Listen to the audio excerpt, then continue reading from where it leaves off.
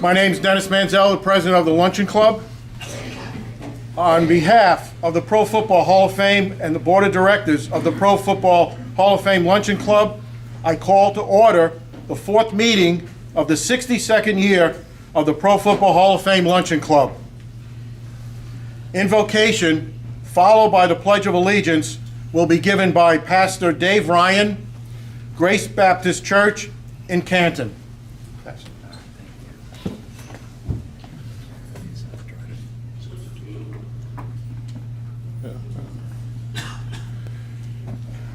All right, we'll see if I have a... Oh, is you coming to do something too? Wait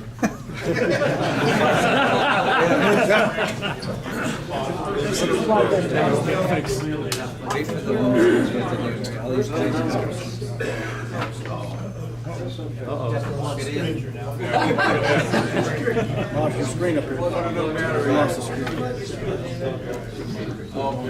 It's unplugged. Wait a minute. No, that's not. That screen went out too.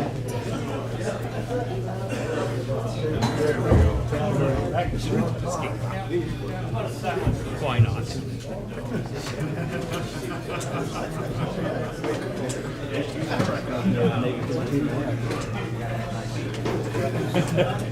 That's where we get.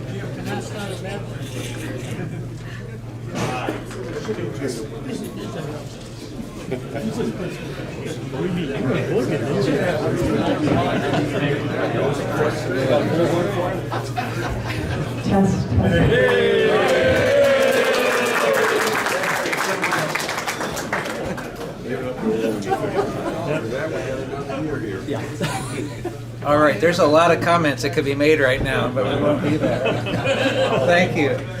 Well, let's pray together. Is it still on? Now it's off. Now it's on. All right. All right. Tech Desk always says, did you turn it on? So there it is. Well, let's go with it. Now we'll pray. All right. Good. Lord God in heaven, we come before you on this this wonderful Monday, and what a privilege it is to enjoy sports, to enjoy activities and games, to think of the diversion, the fun, the things that they teach us, character lessons. So thankful for friendship and the gathering, just seeing people maybe we haven't seen in a week or longer, and the conversations. We have so much to be thankful for in this day that we could just be here in this place. And I'm just always mindful when we're together in a group like this, that there are also deep needs and encouragement, friendship that's needed, just questions that are going on in our hearts and lives, and we need friendship. But Lord, we need a comfort and a refuge in you. And I pray that as well for this group, even as thank you for the speaker, and pray for blessing on him as he speaks. But we pray that we know the refuge, that you are a strong tower, and that those who come to you can know you. And we pray these things because of Jesus Christ. In his name we pray, and just pray for blessing on today. Amen. Amen. I pledge allegiance to the flag of the United States of America and to the republic for which it stands, one nation, under God, indivisible, with liberty and justice for all.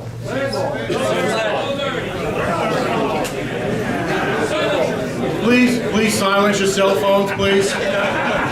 Thank you. I heard somebody's go off. Joining me at the head table this afternoon, on my right, your left, Financial Secretary Wade Hosteller,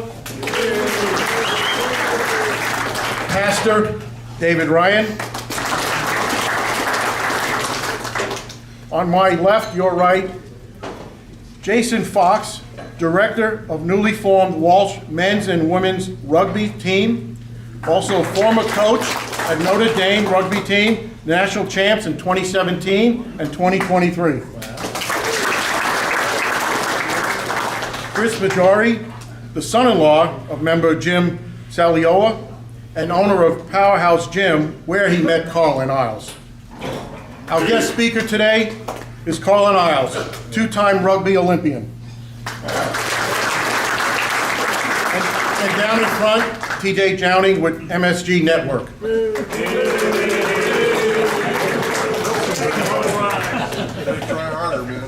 I'd like to recognize our club sponsors, Aultcare's Primetime Health Plan, Dr. Peter Ferguson, Liberty Ford, Marion Motley Memorial Scholarship Fund, the Bistro of Green, and the Wilkshire Golf Club.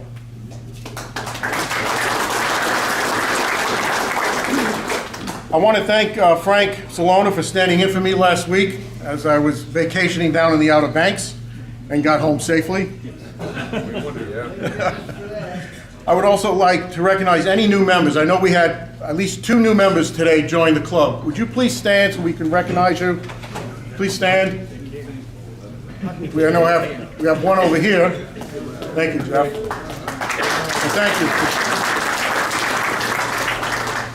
The best way to stay in touch with the club is to join the Hall of Fame Luncheon Club Facebook page. All club announcements will be on the club Facebook page. This week, Hall of Famer Charles Haley will be in town as part of the Hall of Fame's residency program.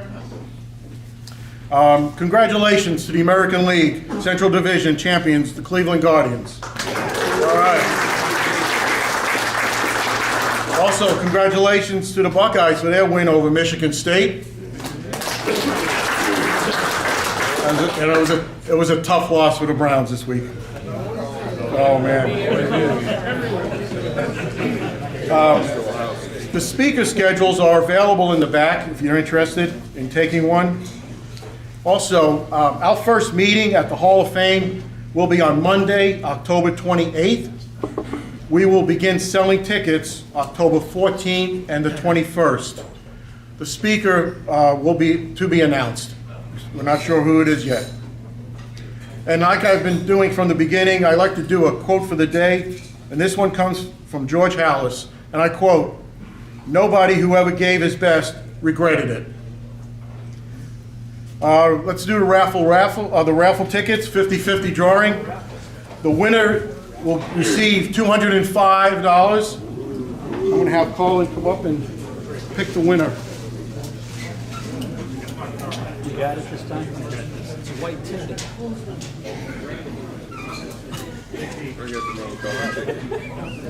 Thank you, Carlin. The winning ticket, number 583980.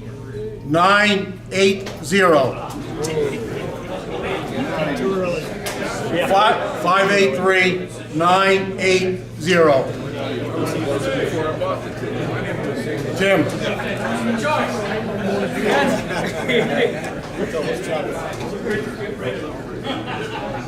Do we have a winner? All right. Congratulations. Next week's speaker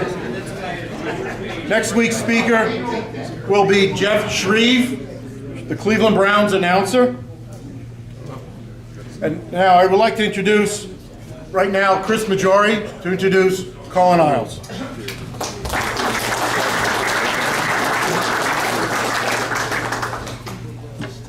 Hi, everybody. Thanks for having me today. Don't count my father-in-law against me, Jim Salio, please. I own the Powerhouse Gym in Canton, which is on Promler. And back in 2011, I met Carlin Isles just working on my gym as any other member would. We have about 3,000 members. And he was doing some incredible things, box jumps, things that you don't see normal people do. So I started to ask around about him, who is this kid? I know him to Jackson, track athlete, set a lot of records at Jackson. Got to know him, got to understand, how good a person he was and the choices he made in life, where he could have made bad choices, he made the right choice. And was so impressed by him and how he handled himself. His dream was to be an Olympic athlete, and which is a very tough thing to do, big goal to have. And he's training himself at the gym. And I said, I told my wife when I go home, I just got to help this guy. Got to find a way to help him. So I called around and asked to find where the best track coach in the country was, and the answer was pretty consistent. It was Darryl Woodson in Austin, Texas. So I called Darryl, told him who I was, told him about Carlin, and I said, could you take him on? You have time? He goes, I'm training the best track athletes in the world right now. Michael Rogers, Gatling, the best guys in the world. He goes, I don't know, but let me check him out and I'll get back with you. A few days go by, coach calls me, says, hey, I'll take him on. So told Carlin, said, you got to go down to Austin and train with the best. You got to learn a lot of technique. You can be fast, but this is a different level. So he goes to Austin. spends 6-8 months training down there, and he makes the Olympic qualifier in Oregon, which is amazing for the 100 meter. While he makes that at the same time, this is around 2012, he meets Coach Friday from USA Rugby. Makes the rugby team. First game he has a score as a substitute player. Never played rugby in his life. Rugby 7, which is very, very, very fast. Then while he was playing rugby in 2013, he called me, so I'm going to go try out for the Detroit Lions. I think I have an open tryout. I'm going to go try out. So he goes, tries out for the Detroit Lions. Runs a 4.1340. Unbelievable. They immediately signed him to the practice squad. Coinciding with the Detroit Lions schedule, NFL, it just was announced that USA Rugby is going to be an Olympic sport. Here's his dream. So he had a choice to make. USA Rugby, play in the Olympics, which is a dream, or continue down and try to make the 53-man roster with the Lions. He chose rugby. 2016, he went to the Olympics in Rio. In 2020 again, he went to the Olympics in Tokyo.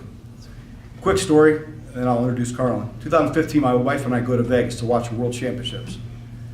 I've never seen a live rugby match, so we're at this event. It's amazing. Once you learn how rugby's played, it's the most entertaining sport you'll ever see. It never stops. The action never stops. Call Carlin after the game, hey, let's go to dinner. We go meet him at the Monte Carlo where he's staying. He comes in the lobby, and if you don't know how big a sport this is around the world, you can't believe it until you see it. He is mobbed like LeBron James. My wife and I, what is going on? Hundreds of people. Carlin screaming his name from all over the world. It's a massive international sport that I had no idea how big it really was. So everybody just follows around. We can barely get away from the crowd. That's how big this sport is internationally. And hopefully it starts to become a bigger sport in the U.S. with Coach here taking on the team at Walsh. So please let me introduce my friend and two-time Olympic athlete, Carlin Iles.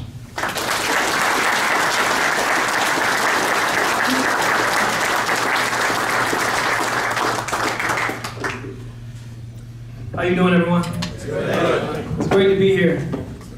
So I'm going to give you a little bit about my story and my history. When I was younger, probably about 5, 6 years old, prior to that I was in and out of homeless shelters, and I was sleeping in cars. And I remember I was outside playing at my mom's house at 6 years old, and a bunch of cars came and swam the house. And cops came, they put me in the back of my 29, in the back of a police car. And I remember I was like, I want to get out. I want to give this to my mom. And I went to the grass and I got a dandelion. They opened up the paddy wagon. I gave her the flower, and that was the last time I seen her. I ended up going into foster care, my 29. The first foster home, they made me stand there. They hit me in the face with a metal belt.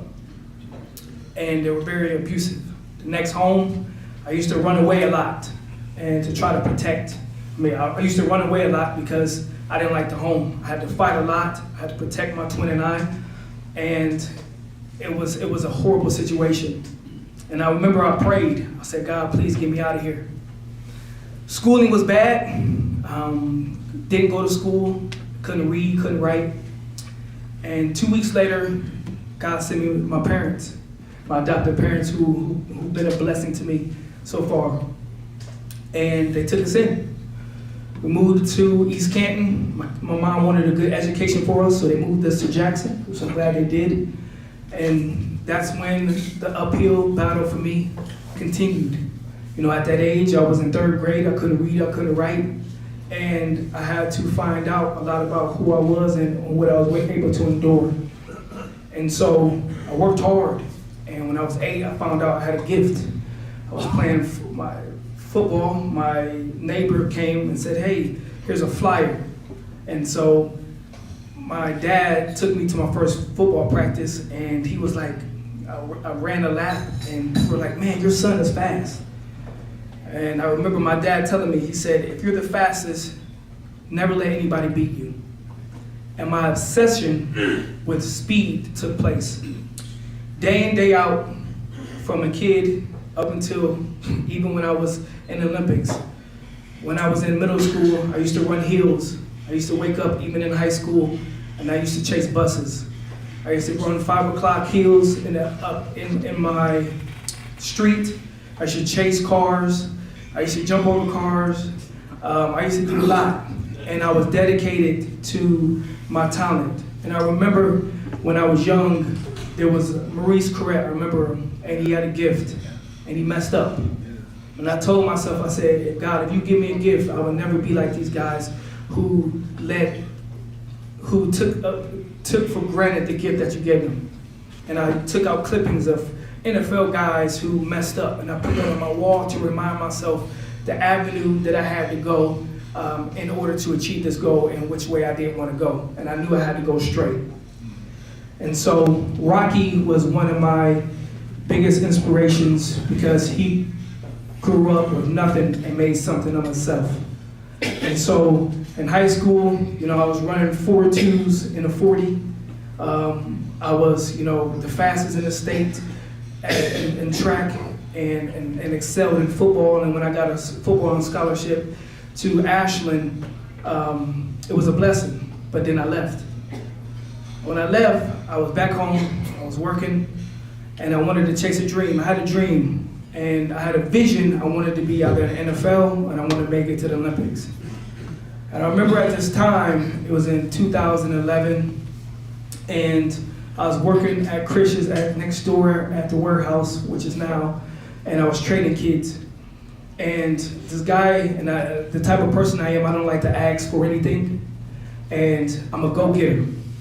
And something in my heart told me, a guy told me, he said, Chris, he's the owner here, he can maybe help you out. And I let my ego down because I was training myself, I was running heels, I was running in the parking lot in the winter, I was going here, going there, trying to make a dream come true. And I saw past what the eye could see. And all I needed was somebody to believe in me. That's all I needed. I believed in myself and my vision, and I knew I had a gift. And I knew that if I stayed here, I wouldn't get to where I needed to be. And I tried to get help. Nobody helped me out. And I was just fighting. And Chris Majori believed in me. He didn't want anything from me. He said, all I want is $1. And that's it. This man, listen, he bought me a new car so I can drive down to Austin, Texas. My goal was to train with Michael Rogers, and that was a dream of mine, and he made it happen. I moved, he said, you ready to go? 2 weeks later, I packed up all my stuff. He was sending me an allowance where I managed, he didn't know at the time, he was sending me like $500, maybe $1,000, and my rent was like $500, but I was managing, and I never asked him for money because I never wanted him to feel like I was taking advantage of the opportunity he was giving me. But I knew how to manage with no money, and I took care of everything that he's given me.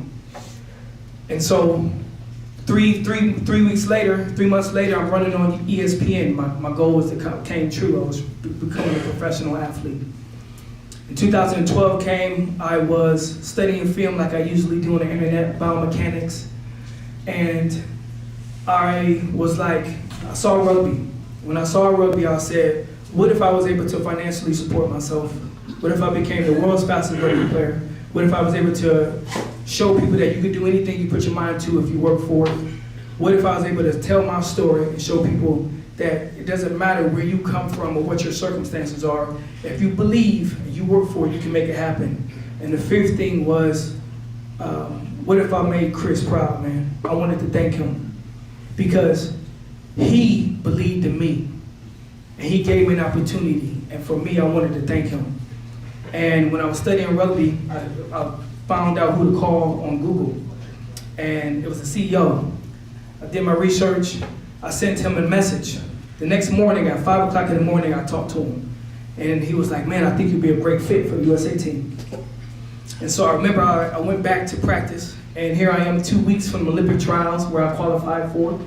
And so here I am. My goal and my dream was to make it to the Olympics.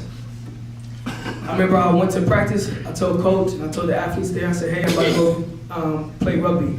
They thought I was crazy. And I remember I called Chris, and I said, hey, I'm going to go play rugby. He said, you sure, man? You're 2 weeks from the Olympic trials, and this is my goal, you're my dream. And I said, yeah. And I told him, I said, I'll see you in the 2016 Olympics. I packed up all my stuff. I remember I was driving up to Aspen, Colorado, and I was crying. And I was crying because I put all my eggs in one basket. And if this didn't work out, I was screwed. And I didn't want to go another 4 years, and Chris was helping me, and I didn't know if that was going to be the case. And I wanted to be able to stand on my own. And so I went up there to Aspen, Colorado, where I was playing club there, and I was sleeping on couches, eating peanut butter and jelly ravioli, and I was working in a flower shop. I got a call playing rugby for 1 month to go to a USA development tour in Canada. I went there, and people have been playing all their life, and they were trying to get a contract too. I went there, I tore it up. I was the only one who got a contract the next day. Boom. I moved to San Diego. Playing rugby for 3 months, I made my first tour. I became the world's fastest rugby player. Boom. One of my goals came true. I made the USA team. Boom. Another goal came true. I became the world's fastest rugby player. Boom. I made it to my 2016 and 2020 Olympics. Boom. I also made it to the NFL, where I could have continued to play, but I knew the path that God had for me. Boom. Another goal came true. I went overseas, played in and lived in London and Scotland, played professional 15s over there too. Boom. Another goal came true. I wanted to be able to financially support myself. Boom. That goal came true. I got sponsored by Nike, Red Bull, and a lot of other companies. Boom. That came true. Everything I wanted in my life came true, plus more. I was able to achieve 2 degrees within 2 years. I got my MBA, and between a degree that took between 4 to 7 years, I got 2 degrees. I got it in less than a year, and I worked hard. Less than 2 years, I'm sorry. And it's a testament to my drive, it's a testament to my focus, it's a testament to what God has done, but also what this man here did for me and believed. No matter what I did in my life, I knew the objective. And I had a brother and my sister who died back-to-back years, and I kept on my path, and I didn't let anything deter me. And my mission and goal in life is always to give back and help people, because I knew what was done for me, but also to change people's perspectives about life. And if you don't, you can end up going left or right, or let your circumstances or let people's little voices nag you in your ear, and then it becomes not your voice but theirs. And I never let people deter me from what I wanted to become in life, no matter what was up against me. And so I do, regardless how I feel, because feelings fickle, they're not credible. And every day, even when I was in NFL, when I was at the Olympian Training Center, I woke up at 5 o'clock every day, as what I did as a kid. And I poured into myself over and over and over again, because I knew that when the opportunity comes, I was going to be ready for it. And that's what helped me get to where I am at today. Consistency, hard work, and a vision to be able to do regardless of how you feel.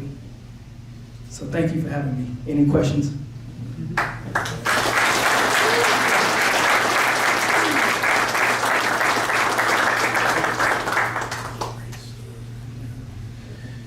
Are you going to still be coaching this year at Jackson? Yeah, I think I am. I love track and field. I love coaching and giving back to people. And I'm starting out a gym as well, and try to help youth and people who are underprivileged as well, because it's going to be kind of rehab focus as well. And so people who can't afford it, trying to have the best of the best equipment in there, so people who can't afford it, or even elders who can't walk all the time, but it's a machine. It's an anti-gravity machine where you can still get what you need out of it as well, as far as your exercising and stuff like that. But yes, I plan to. Why did you focus on rugby rather than an NFL career, which would have been financially Correct. probably a lot more money? Yeah, that's a good question, and I sat with that. And when I was in that situation, and that was a debacle for myself, I had to look and see, God, you've allowed me to you allowed me to be able to inspire people, and you made a way for me. What was my goal, and what was my drive? Because I didn't have the passion for football anymore. I really didn't. So I had to say, am I chasing money, or am I chasing my purpose? And I knew that if I were to chase this, one, it wasn't genuine, but two, if I got hurt, it was a disguise. And I knew how the devil worked too. And so for me, I had to keep my objective, and knew that my purpose was to continue to inspire people. And I made a name for myself. And I don't want to be a fish in a big pond, right? And so I decided to stick with rugby and continue to inspire people and chase my goal, which was to go to the Olympics. I played in the NFL. I did that, it was great. I met Calvin Johnson and a lot of good NFL guys and learned a lot. But also I knew my path, and I knew mine was a little different. And so I had to stick with that. Sorry, I don't understand this, but how did your rugby teams, how did you guys do in both of those? Yeah, so we ended up fourth at both of them. So we should have medaled at the last one. We kind of messed that up a little bit, but we did well, and we finished second in the world at one of our seasons. And so we were a sleeping giant, but we woke up but we did well. You mentioned Murray's correct. Yep. And that he had his stumble in college, but he's since turned his life 180 degrees. I just wondered if you ever met him. It's crazy, but I did. I met him, and I kind of talked about, the things that he went through and his mistakes. And I told him that I learned that that's not how I wanted to be. And it's a good thing that he did make a turnaround with his mistakes, and now he's able to speak on the platform about, trying to make good decisions about life. But it turned out for the better for him, but that's not always for everybody. But I use that as a tool and a stepping stool for athletes to, if you want this type of life and you want to get here, these are the sacrifices that you got to make, and this is what you have to be aware of and be proactive. Yes, I knew very little about rugby, but my brother-in-law played in a club team in Chicago. But my daughter is in Australia for a year for work, and you know that they have a national holiday. No one goes to work in Australia just the other day because they celebrate rugby so much. Yeah. And her company had a party, and there was a rugby player. I don't know if you know him or nothing, but he was a big hero there. His name is Anthony Kudovides. Yeah. You know him? Yep. Okay. She said he was really a nice guy, and they had a very good conversation. Yeah, rugby in Australia, as well as a lot of other areas like New Zealand. We travel to 10 countries every year. And so when you go over there, I didn't even know when I played rugby that there was Samoans or Fijians. It woke me up. I'm like, who are these guys? But they're gigantic. Gigantic. And I'm over here, got to tackle them. I'm 5'8", and I was like 165, 68 at the time. And I'm just like, Jesus. And so I had to put on a little bit of weight, but my speed running 10-1 in the 100 and the 4-1 in the 40 was a big factor to me, so they couldn't catch me, but it was key, but I still had to tackle them. We all know the parameters or how much money the NFL and the NBA players make. Yep. Setting some parameters, can you give us some idea of what a professional rugby player would be making? Yeah, and it all depends on where you go. In 15s, there's some guys who make millions. 7s, it's not quite like that. You may make maybe 6 figures. Some of the guys, not even that. And maybe 80,000, 50,000. It all depends how high you up.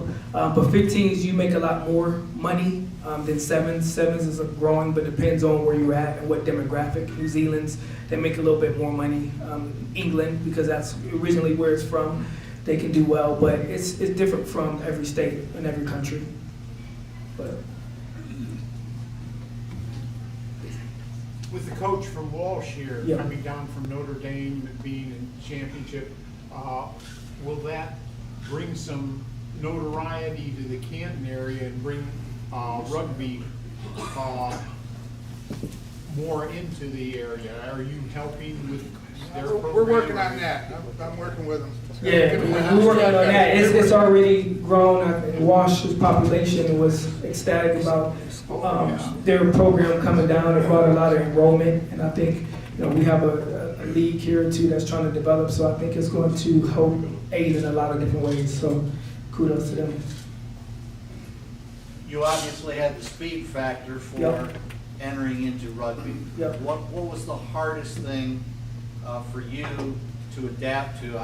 Obviously, you had ball skills too from your previous football experience, but it's a different size ball and everything. So what was the toughest thing for you to do to adjust to being a rugby player? Probably the passing was one, because you had to pass off your left and your right. And then you had the rules. I didn't know but when I was playing, I didn't know any of the rules. I was just following people. When it was a penalty, I just following everybody. I said, when they got back 10, I got back 10. I didn't know what was going on.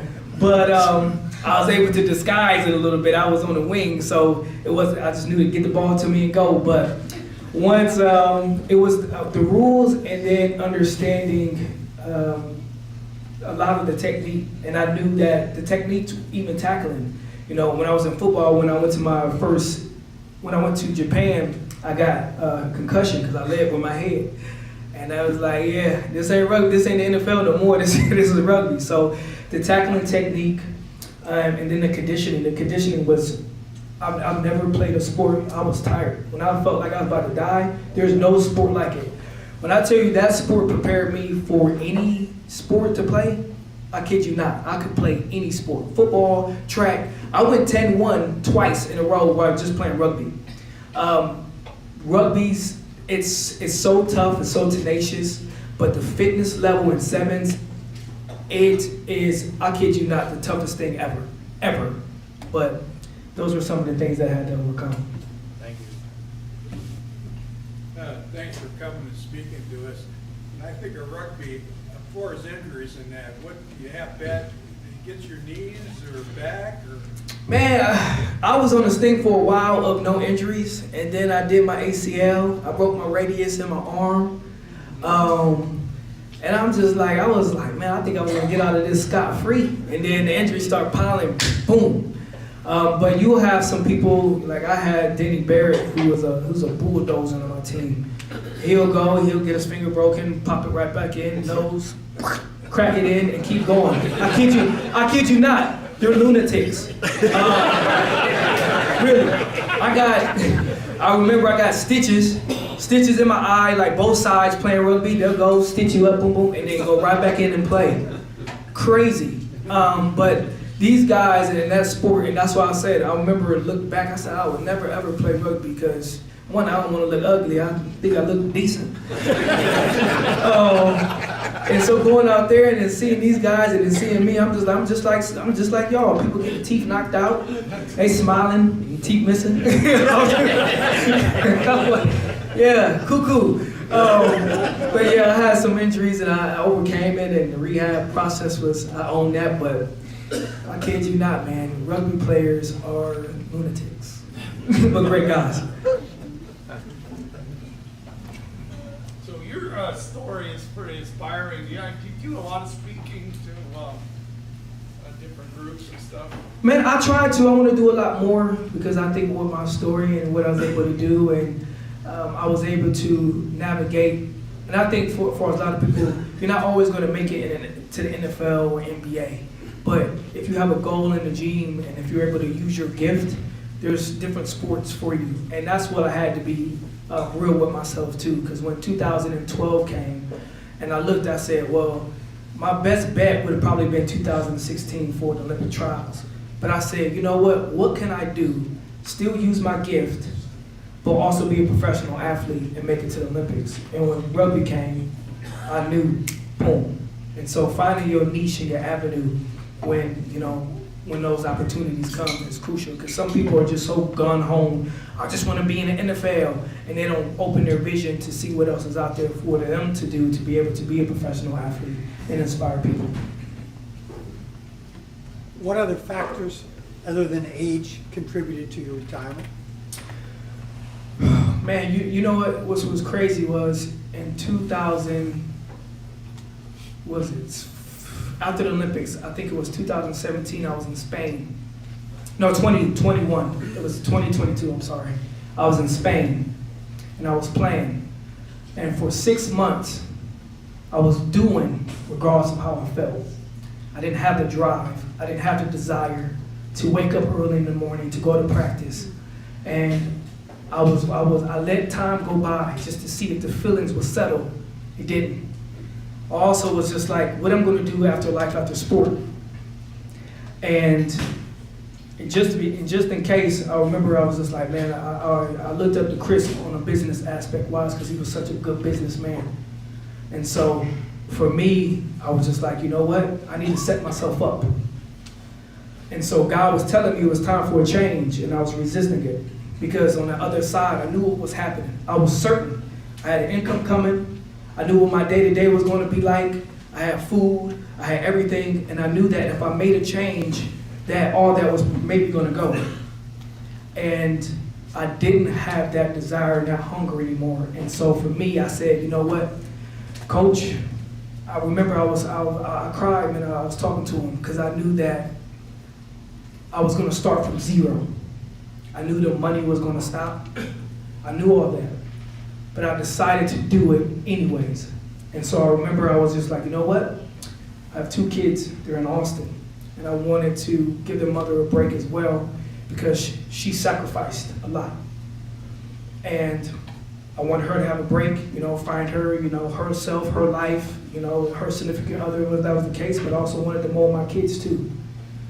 And so I bought a house in Austin, and I was like, you know what, I'm going to go through this door because I have to figure it out.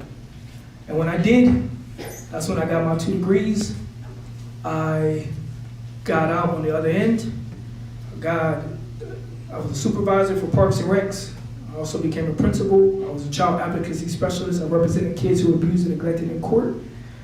And I was able to help people. My main thing was I did everything for me. Now it's time to live for other people. And so I said, you know what? If I wanted to do another Olympics, I could, And I was going to do this past the Olympics, but I decided to stay at the prosecutor's office. I'm a director for public relations and community initiatives, and I decided to continue to give back to the people. And I said maybe 2028 at that Olympics I could do it, because one of my teammates just retired and he's 38. And so that gave me hope. And so for me, it was about living for other people now and doing things I need to do on this other side to give back. Thank you. You're welcome. Good question. Is it true that rugby players have to leave their false teeth on the sideline? You said they're false teeth? Yeah. Yeah. They can keep it if they want to. What's the best piece of advice you've ever received, and what's your next goal you'd like to accomplish? The best advice I've ever received. I've received a lot. And I think for me, it's know who you are, and your validation doesn't come from from anybody else but self. I feel like a lot of people wait, and people looking for people to push them along, for people to believe in their dream and their abilities, and they don't know who they are, and they find themselves in other people. And I think when you learn who you are, and you know your vision and your mission, and God puts them in your heart, there's nobody who can take that from you. And once you learn how to understand your objective, and you know how to do regardless of how you feel, and that at the end of the day, when you continue to pursue straight, regardless of how bad life can be, or what obstacles may come your way, you gotta keep pouring, and you gotta keep giving, because you got to understand what's at stake. A lot of people don't look at things in a holistic way. They look at things conventional, and that's when you mess up. When you understand what's at stake, it's going to keep you this way, because what's at loss? And so for me, I always did, regardless of how I felt. And when I did that, I was able to receive everything that came my way. But if I didn't, I would have went this way, that way. I would have sat down too long. And when you sit down too long, sometimes you never get back up. And I knew that if I just kept moving, and when the sun come out, I was going to be right where I need to be. And what was your second part of that question? What's your next goal you'd like to accomplish? My next goal I would like to accomplish is continue to help the community in a lot of ways. I'm starting up a gym, which I want to get up and running and make successful, and I have a foundation as well, and it's Olympian Empowerment Foundation. I try to help the community in a lot of ways, kids that's underprivileged, and I just want to keep pouring into people. And I think I have a gift too of coaching and getting people faster, but also mentoring. And I think that a lot of that is missing in this community. And I think with my story, and I'm able to help people who, whatever journey that they want to get on, to be able to show them that, hey, this is a way, and this is how you can do it. I like that question. How long did you play football at Ashland, and why did you leave? I played football at Ashland for about a year and a half, and I left. My grades slipped, and that was one of the things that that I'm glad happened at a sense. And I think it really wasn't my fault. What happened was, I don't want to say that, but a teacher, we had a paper, and so the teacher said, hey, this is how it's supposed to be done, and the classmates, we did it this way, and then they say, nope, this wasn't it, and they thought we plagiarized. And so that wasn't the case. We fought it, and they let me go. They let some stay, and I couldn't believe it, but that was why. And so my GPA fell, and I tried to get back in, and I asked people for help who I thought would be there, and they didn't. And so then I was left fending for myself. And so I had a goal still, and I was going to be a professional athlete. And I made it my way. I turned the table and I turned the cards and I made it my way. And I'm glad it turned out that way.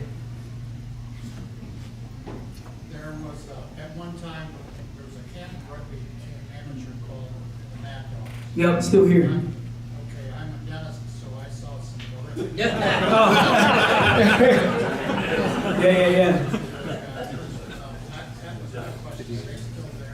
Yeah, they're still here. They're still there. They actually had, I think, a match last week or the week before, but they're still there kicking away, man. From your description and seeing the picture up here, I think I may have been a rugby supervisor at one time. A little school up here right on the county line, Summit County and Stark. My first day out there as a teacher, I drew the duty of watching the children at lunch, 7th grade and 8th grade. And they played a game similar to that, pitching to the side and so on, no helmet, no pads. Yep. They did a lot of tackling. Back in West Virginia, we called it keep it away. Same results. Yep. Kids would come in, ear hanging down, Yep. nose bloody, Yep. no buttons on the shirt. Yep. I asked the young man there, West of Wells, I said, what do you guys call that game? Smear the queer. Hey, I used to play Smear the Queer when I was younger. I didn't know it was rugby. It turned out to be rugby at the time, but that a boy.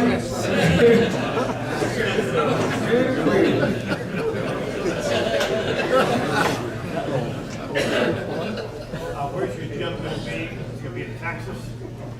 No, it's going to be in Green, so Uniontown.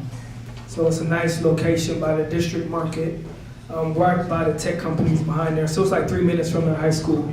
So it's gonna be nice, man. What season is rugby? Season is they play. So the sevens will be. They start in November, so they go to Dubai in South Africa in November, and then they'll play all the way till I think May or June, and then 15s is when. It goes through fall, and then in college, it even goes into the spring for spring championships in May. So literally, rugby's being played year-round. Yeah. I mean, if you're, an athlete at that level, you're playing, year-round. So Yeah.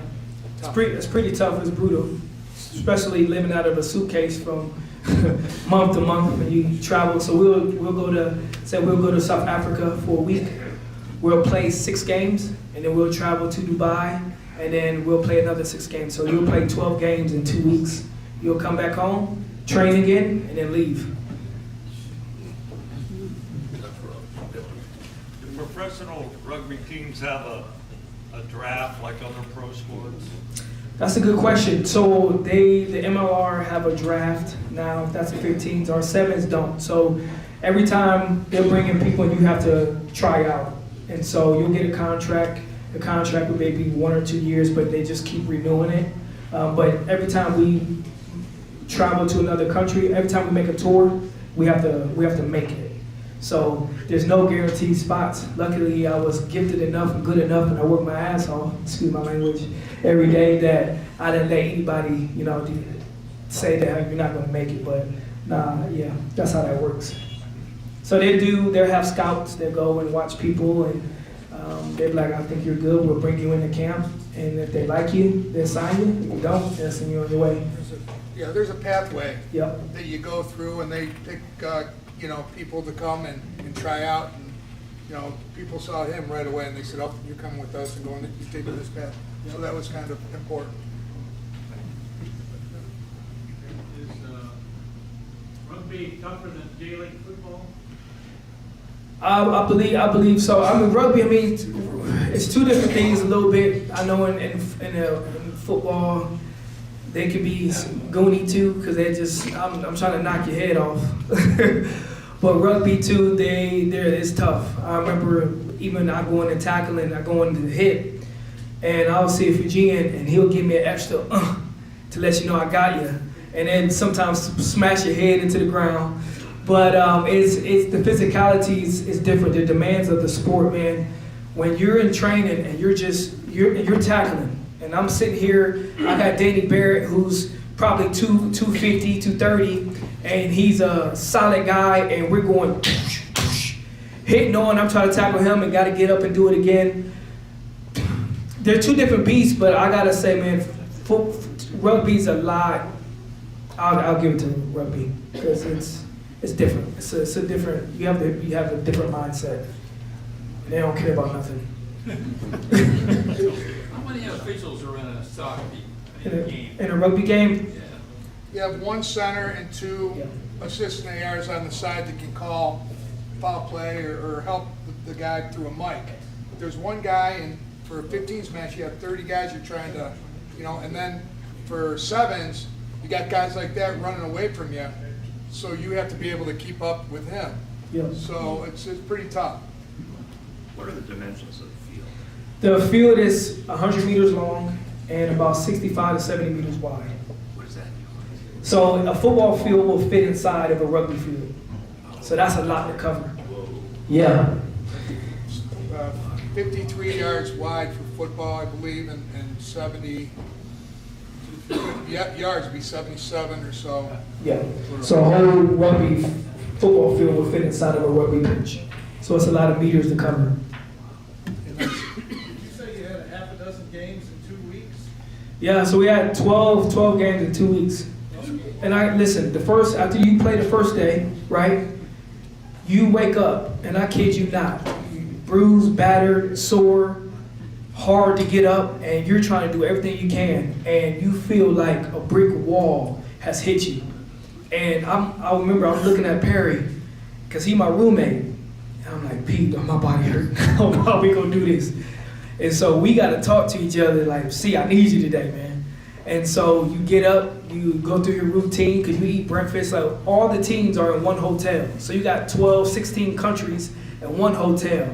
And so you like, it don't matter how you feel because they don't care how you feel. So you try to do everything you see in a physio, you doing Epsom salt baths, you're doing whatever you can to get your mind and your body right.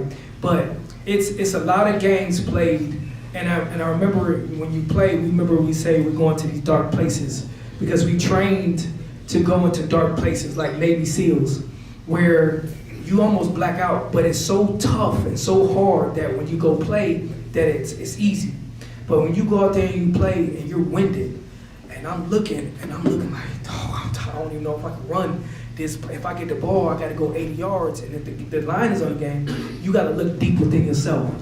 And rugby teaches you so much about digging past your limit, and you're going past, digging so deep when tough times come, because the demands of the game is tough. And you're sitting there questioning yourself. There's some doubts that's coming in, and you're tired. And if you mess up, everybody can see that. And so with rugby, it teaches you a lot of discipline and morals and values, but also how to communicate and deal with different ethnicities and cultures and how to communicate. But the value that it teaches you, man, there's nothing like it. I kid you not. Do you think they'll get to the point where they start giving you safety equipment?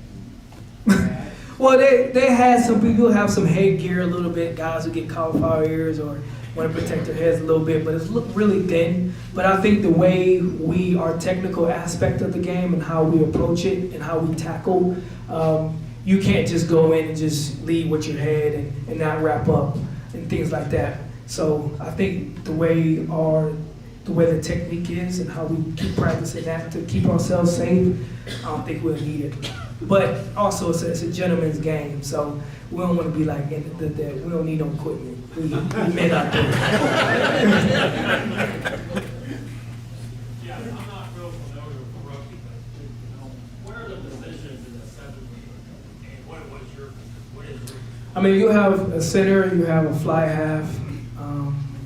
There's positions for the big guys, props, and then you'll have the positions for like more of the speedier guys, which would be like me, which I was like a wing, which would be like a wide receiver. And then you have your center, who would kind of be like more of a running back, but you have your fly halves, who would be like more of the quarterbacks. So they kind of read the game and kind of set yourself up, and so they make a lot of decisions in that aspect. But there's 7 positions on the field. 15s, there's 15, so it's a lot more, which is 15 on 15, 7s and 7 on 7, which is the same size field. But my position was more like a wide receiver. I get the ball and go. What's a typical score of a rugby match? Man, 7s, it could be anything. It could be 14 to 21. It could be 40 to 7. Depends on how good you are and who you're playing. It could be 7 to 7. It could be what is it? It really could be anything. It just depends on how good your team is and if you keep the ball or not. Turnovers. Now, what are the substitution rules? Substitution rules, they allow, was it 3? Yeah, 5. Five. Yeah, 5 subs, and once you're out, you're out. Yep. And guys don't like him don't want to come out. Yep. They want to stay in, and sometimes you make a tactical sub in 7s. 7s is, if it grows in, and when he mentioned it, I was at Las Vegas when they won the Las Vegas 7s, and they finished 2nd in the world. I was there with my family, and I was in tears, because that was the first time USA really shined the light in rugby. And I kind of figured that would be, 7s would be the venue, because it's 2 7-minute halves. You play 6 games during the weekend, 2 on one day, 2 on another, and we have the athletes like this that can compete.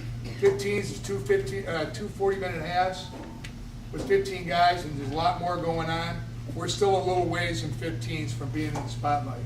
But that year when my wife and my daughter and my son watched you play, I was in tears watching these guys win the first Las Vegas 7s. That was incredible. Is the scoring method much like American football?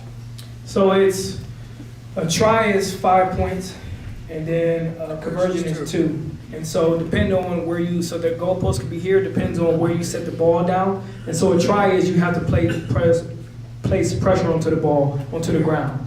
And wherever you place it at is where you kick at. So if you place it out wide, then that's where you'll kick from. If you place it in the center, like underneath the goalpost, then it's an easier kick. So they'll try to stop you from placing it in the center. So they're trying to keep you out wide as far as possible, if they could. And the word touchdown in football comes from what you have to do in rugby. You have to touch it down. So there are a lot of similarities. The actual first football game was a rugby game, I think, between Princeton and Yale. I think, some of you guys might know that answer, but it kind of went a different way and deviated. And then when it came to Canton, obviously it blew up, back in the day. And the rugby stayed amateur, so it didn't really rise. But a lot of the terms, line of scrimmage comes from the word line of scrummage. There's always an offsides line, just like football. So there's a lot of similarities once you get to know the sport. You played two 40-minute halves And 15s. two 15-minute halves. Running clock or what? No, 2 40-minute halves. Yeah. Is it a running clock? Yeah, they'll take injury, just kind of like soccer or football, whatever. If somebody gets hurt, they'll add 3 minutes to the end of a half and for injury time, things like that. So. And then sevens is 2 7-minute halves. And you'll play. Yeah. So it's a lot shorter. I got one more question. So, at the high school level, a lot of football coaches don't want their guys playing rugby. What would you say to coaches like that? You're crazy. And I say that because rugby will make you a better football player. They go hand in hand. I think even the skill sets, the discipline, the conditioning, the technical aspect as far as tackling, and then the toughness behind that, it's not taken away from rugby or football at all. Football is always going to be the dominant sport, right? But what rugby does is aid to their development, and they're able to understand how to read pictures, right? You got to learn how to read pictures because rugby is different. And you got to understand how to set yourself up, how to create space, how to use your feet, and there's a position for everybody, right? And so it builds not only your confidence, but it also teaches you how to keep people accountable, but also how to communicate as well. But football, rugby, and that's why you see in Seattle, they'll bring in people who play rugby to teach their guys how to tackle, because you want to be able to be safe when you tackle. And a lot of people don't understand how to tackle, how to come in with the right leg speed, how to deep low and shoot, like if you're a wrestler. But it teaches you all of that, and I kid you not, rugby will make you an all the way around better athlete, and that's what it did for me. But they need to, if you let your kids play rugby, they're going to be better football players. I kid you not. Thank you.